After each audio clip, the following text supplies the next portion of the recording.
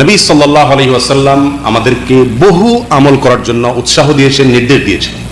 এর মধ্যে একটি বিশেষ আমল আছে, যে আমলটি আল্লাহ সুবহানাহু ওয়া তাআলা কোরআনে কারীমে 1 নয় 2 নয় 3 নয় বহু জায়গায় অধিক পরিমাণে, বেশি পরিমাণে করার জন্য নির্দেশ করেছেন। নির্দিষ্টভাবে অন্য কোনো আমল অধিক পরিমাণে বেশি বেশি করে করার নির্দেশ করা হয়নি ওই আমলটি ছাড়া। সাধারণত যে কোনো আমলের ক্ষেত্রে কোরআন এবং সুন্নাহর দাবি হলো সে আমলটি যেন কোয়ালিটিফুল হয়, মানসম্মত হয়। এটি সব ক্ষেত্রেই প্রযোজ্য।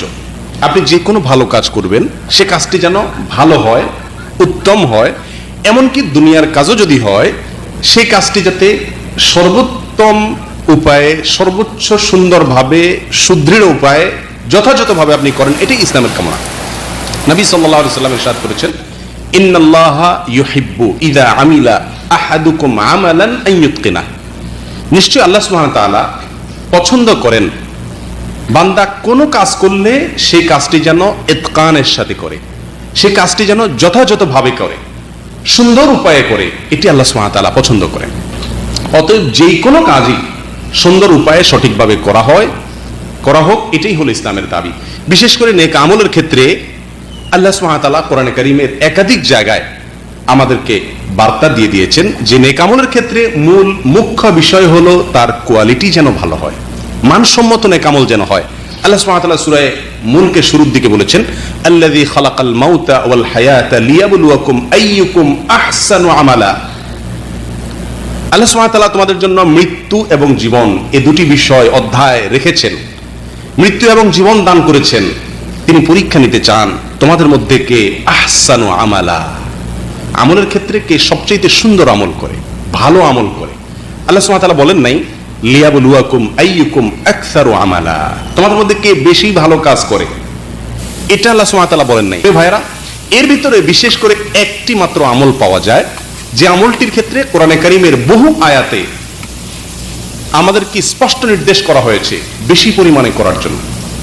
অর্থাৎ কোয়ালিটি তো ঠিক রাখতেই হবে, সেই সাথে পরিমাণও কি করতে হবে, অনেক বেশি বাড়াতে হবে।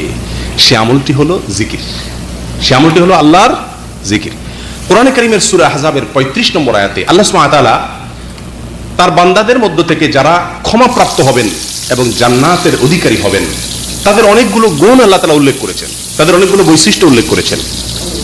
এই বৈশিষ্ট্য উল্লেখ করতে গিয়ে আল্লাহ সুবহানাহু ওয়া তাআলা বলেন, ইন্নাল মুসলিমিনা ওয়াল মুসলিমাতি ওয়াল মুমিনিনা ওয়াল মুমিনাত ওয়াল কানিতিনা ওয়াল কানিতাত ওয়াস সাদিকিনা ওয়াস সাদিকাত ওয়াস সাবিরিনা ওয়াস সাবিরাত ওয়াল খাশিঈনা ওয়াল খাশিআত ওয়াল মুতাসাদ্দিকিনা ওয়াল মুতাসাদ্দিকাত ওয়াস সাইমিনা ওয়াস সাইমাত ওয়াল হাফিযিনা ফুরুজাহুম ওয়াল হাফিজাত والذاكرين الله كثيرا والذاكرات أعد الله لهم مغفرة وأجرا عظيما।